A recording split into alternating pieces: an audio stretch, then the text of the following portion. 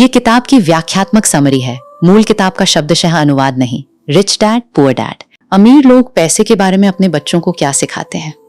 दोस्तों, क्या आपने कभी सोचा है, कुछ लोग पूरी जिंदगी नौकरी करते हैं, फिर भी उनके पास पैसे की कमी क्यों रहती है? वहीं दूसरी तरफ कुछ लोग ऐसे होते हैं जो अपनी नौकरी से मिलने वाली सैलरी पर पूरी तरह निर्भर नहीं रहते और समय के साथ उनकी वेल्थ लगातार बढ़ती जाती है।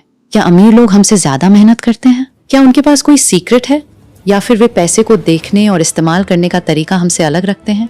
इन्हीं सवालों का जवाब देने की कोशिश करती है दुनिया की सबसे प्रसिद्ध पर्सनल फाइनेंस बुक्स में से एक, रिच डैड पुअर डैड, जिसे लिखा है रॉबर्ट टी कियोसाकी ने। इस किताब का सबसे बड़ा संदेश है, अमीर बनने के लिए सिर्फ ज्यादा पैसा कमाना जरूरी नहीं है, बल्कि पैसे को समझना जरूरी है। आज की इस वीडियो में हम जानेंगे इस किताब की वे महत्वपूर्ण बातें जो आपकी मनी और फाइनेंशियल फ्रीडम को देखने का नजरिया बदल सकती हैं। तो चलिए शुरू करते हैं। पार्ट 1, 2 पिता, 2 सोच। रॉबर्ट कियोसाकी अपनी कहानी 2 अलग अलग पिता के माध्यम से बताते हैं। एक थे उनके असली पिता, जिन्हें वे पुअर डैड कहते हैं, और दूसरे थे उनके दोस्त माइक के पिता, जिन्हें वे रिच डैड कहते हैं। यहाँ एक महत्वपूर्ण बात समझना जरूरी है। ये जरूरी नहीं कि पुअर डैड वास्तव में गरीब थे या रिच डैड हमेशा अमीर थे। असल अंतर था पैसे के बारे में उनकी सोच का। पुअर डैड का मानना था, अच्छी पढ़ाई करो, अच्छे मार्क्स लाओ, अच्छी नौकरी हासिल करो, नौकरी में मेहनत करो, सिक्योर इनकम रखो। जबकि रिच डैड की सोच अलग थी। वे पूछते थे, तुम पैसे के लिए काम क्यों करोगे? पैसे को अपने लिए काम करना क्यों नहीं सिखाते? यही इस पूरी किताब की फाउंडेशन है। एक व्यक्ति जिंदगी में सिक्योरिटी ढूंढ रहा था, दूसरा व्यक्ति फाइनेंशियल फ्रीडम, और दोनों की फाइनेंशियल थिंकिंग इसी वजह से अलग हो गई। पार्ट 2, अमीर लोग पैसे के लिए काम नहीं करते।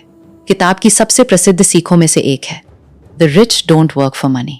अब इसका मतलब ये नहीं है कि अमीर लोग काम नहीं करते, बल्कि इसका मतलब है उनका अंतिम लक्ष्य केवल सैलरी कमाना नहीं होता। मान लीजिए आपको 50,000 रुपए सैलरी मिलती है, आप काम करते हैं और महीने के अंत में 50,000 रुपए आपके अकाउंट में आ जाते हैं। फिर rent, food, bills, EMI, shopping और बाकी खर्चों में पैसा निकल जाता है। अगले महीने फिर वही प्रोसेस, काम सैलरी, खर्चक फिर काम। इसे किताब एक तरह के रैट रेस के रूप में समझाती है। एक व्यक्ति सोचता है, अगर मेरी सैलरी 50,000 रुपए से 70,000 रुपए हो जाए तो मैं आराम से रहूंगा। सैलरी बढ़ती है, लेकिन लाइफस्टाइल भी बढ़ जाता है।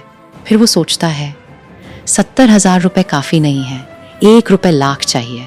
इनकम बढ़ती है और एक्सपेंसेस भी बढ़ते जाते हैं। इसे हम आज की भाषा में लाइफस्टाइल इन्फ्लेशन कह सकते हैं। रिच डैड की सोच थी, इनकम बढ़ाने के साथ साथ ऐसे एसेट्स बनाओ जो फ्यूचर में इनकम पैदा करें, यानी सिर्फ सैलरी पर निर्भर मत रहो। पार्ट 3, अमीर और गरीब के बीच सबसे बड़ा अंतर। अब किताब का सबसे इंपॉर्टेंट कॉन्सेप्ट आता है, एसेट और लायबिलिटी। कियोसाकी कहते हैं कि फाइनेंशियल एजुकेशन की शुरुआत इस बात को समझने से होती है कि एसेट क्या है और लायबिलिटी क्या है। सरल भाषा में, एसेट वो चीज है जो आपकी जेब में पैसा डालती है, और लायबिलिटी वो चीज है जो आपकी जेब से पैसा निकालती है। उदाहरण के लिए, अगर आपके पास कोई इन्वेस्टमेंट है जो आपको नियमित इनकम देता है तो वो एसेट की तरह काम कर सकता है। अगर कोई बिजनेस प्रॉफिट जनरेट करता है तो वो एसेट हो सकता है। अगर कोई इन्वेस्टमेंट, डिविडेंड या अन्य इनकम देता है तो वो एसेट हो सकता है। दूसरी तरफ, बड़ा लोन, महंगी चीज जिसकी मेंटेनेंस और EMI आपको लगातार देनी पड़ती है, वो आपकी कैश फ्लो को कमजोर कर सकती है। यहाँ किताब एक बहुत इंपॉर्टेंट सवाल सिखाती है। जब भी आप कोई बड़ी चीज खरीदने जा रहे हो, खुद से पूछिए, क्या ये मेरे पास पैसा ला रही है या मेरे पास से पैसा ले रही है? यही सवाल आपकी फाइनेंशियल डिसीजंस को बदल सकता है। पार्ट 4, घर एसेट है या लायबिलिटी? किताब का एक कंट्रोवर्शियल लेकिन महत्वपूर्ण विचार है, आपका घर हमेशा एसेट नहीं होता। आमतौर पर हम सोचते हैं, मेरे पास अपना घर है इसलिए मैं फाइनेंशियली स्ट्रांग हूँ, लेकिन कियोसाकी कैश फ्लो के नजरिए से चीजों को देखने की बात करते हैं। मान लीजिए आपने 50 रुपए लाख का घर खरीदा, उस पर होम लोन है, हर महीने EMI जा रही है, इसके साथ प्रॉपर्टी टैक्स, मेंटेनेंस, रिपेयर्स और दूसरे खर्च हैं, तो आपके कैश फ्लो से पैसा बाहर जा रहा है। इस नजरिए से वो घर आपकी पर्सनल फाइनेंशियल स्टेटमेंट में एक्सपेंस पैदा कर रहा है। लेकिन अगर कोई प्रॉपर्टी आपको रेंट देती है और उसके बाद भी पॉजिटिव कैश फ्लो बचता है, तो वो इन्वेस्टमेंट एसेट की तरह काम कर सकती है। इसका मतलब ये नहीं कि घर खरीदना गलत है, बल्कि लेसन ये है, किसी चीज की कीमत देखकर उसे एसेट मत मानिए, उसके कैश फ्लो को समझिए। पार्ट 5, मिडिल क्लास की सबसे बड़ी समस्या। किताब में एक पैटर्न दिखाया जाता है, गरीब व्यक्ति के पास कम इनकम होती है, मिडिल क्लास की इनकम बढ़ती है, लेकिन साथ में लायबिलिटीज भी बढ़ती जाती हैं। नई कार, महंगा फोन, बड़ा घर, EMI, credit card, lifestyle expenses. और फिर व्यक्ति सोचता है मेरी सैलरी तो अच्छी है, फिर पैसा बचता क्यों नहीं? क्योंकि केवल इनकम फाइनेंशियल फ्रीडम नहीं देती, आपकी कैश फ्लो स्ट्रक्चर ज्यादा महत्वपूर्ण है। मान लीजिए व्यक्ति 1 रुपए लाख कमाता है और 95,000 रुपए खर्च करता है। दूसरा व्यक्ति 70,000 रुपए कमाता है लेकिन 20,000 रुपए इन्वेस्ट करता है। समय के साथ दूसरा व्यक्ति ज्यादा मजबूत फाइनेंशियल पोजीशन बना सकता है। इसलिए सवाल सिर्फ ये नहीं होना चाहिए मैं कितना कमाता हूँ, बल्कि मैं जो कमाता हूँ उसका कितना हिस्सा मेरे फ्यूचर एसेट्स बनाने में जा रहा है। पार्ट 6, फाइनेंशियल एजुकेशन क्यों जरूरी है। किताब का एक बहुत बड़ा संदेश है। स्कूल हमें पैसे के बारे में पर्याप्त फाइनेंशियल एजुकेशन नहीं देता।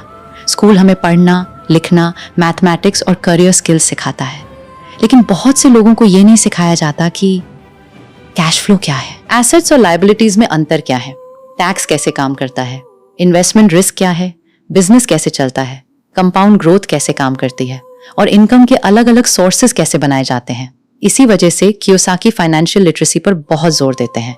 आपको कम से कम बेसिक फाइनेंशियल स्टेटमेंट समझनी चाहिए, जैसे इनकम, एक्सपेंसेस, एसेट्स, लायबिलिटीज। अगर आप अपनी फाइनेंशियल लाइफ को समझना चाहते हैं तो हर महीने एक सिंपल कैलकुलेशन कीजिए।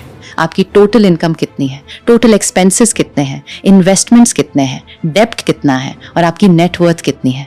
जब आप नंबर्स को देखना शुरू करेंगे तभी आपको अपनी फाइनेंशियल रियलिटी समझ आएगी। पार्ट 7, अमीर लोग अपॉर्चुनिटीज कैसे देखते हैं।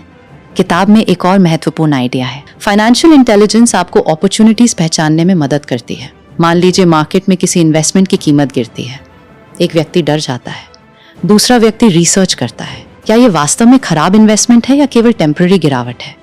लेकिन यहाँ बहुत सावधानी जरूरी है। हर गिरती हुई चीज अपॉर्चुनिटी नहीं होती। कभी कभी प्राइस इसलिए गिरती है क्योंकि बिजनेस वास्तव में खराब हो चुका है। इसलिए किताब का प्रैक्टिकल लेसन ये है, पहले फाइनेंशियल एजुकेशन बढ़ाइए, फिर रिस्क लीजिए। ब्लाइंडली इन्वेस्टमेंट करना फाइनेंशियल इंटेलिजेंस नहीं है। रिसर्च करना, रिस्क समझना और अपनी क्षमता के अनुसार निर्णय लेना ज्यादा महत्वपूर्ण है। पार्ट 8, सिर्फ ज्यादा कमाने पर ध्यान मत दो। हम में से बहुत लोग सोचते हैं मुझे ज्यादा सैलरी चाहिए, लेकिन किताब एक अलग सवाल पूछती है, अगर आपकी इनकम बंद हो जाए तो क्या होगा। अगर आपकी पूरी फाइनेंशियल लाइफ केवल सैलरी पर डिपेंड करती है तो ये एक रिस्क है। इसलिए धीरे धीरे इनकम के दूसरे सोर्सेज डेवलप करने की कोशिश की जा सकती है, जैसे investment income, business income, digital products, intellectual property, कुछ परिस्थितियों में रेंटल इनकम और अन्य लेजिटिमेट इनकम सोर्सेस। लेकिन इसका अर्थ ये नहीं है कि हर व्यक्ति को नौकरी छोड़कर बिजनेस करना चाहिए, बल्कि लेसन ये है, अपनी फाइनेंशियल डिपेंडेंसी को धीरे धीरे कम कीजिए। पार्ट 9, नौकरी का इस्तेमाल कैसे करें। रिच डैड का एक इंटरेस्टिंग अप्रोच था, नौकरी को केवल सैलरी के लिए मत देखो। जॉब से आप स्किल्स भी सीख सकते हैं। उदाहरण के लिए sales, marketing, communication, leadership, accounting, management, technology, customer service, negotiation. अगर आप इन स्किल्स को सीखते हैं तो आपकी अर्निंग पोटेंशियल बढ़ सकती है। इसलिए करियर चुनते समय केवल ये मत पूछिए इस जॉब की सैलरी कितनी है, ये भी पूछिए ये जॉब मुझे कौन सी वैल्यूएबल स्किल सिखाएगी, क्योंकि स्किल आपकी फ्यूचर इनकम को प्रभावित कर सकती है। पार्ट 10, डर और लालच कैसे हमें कंट्रोल करते हैं। किताब ह्यूमन साइकोलॉजी पर भी बात करती है। मनी के मामले में 2 इमोशंस बहुत पावरफुल हैं, फियर और डिजायर। फियर कहता है पैसा इन्वेस्ट मत करो, कहीं लॉस ना हो जाए।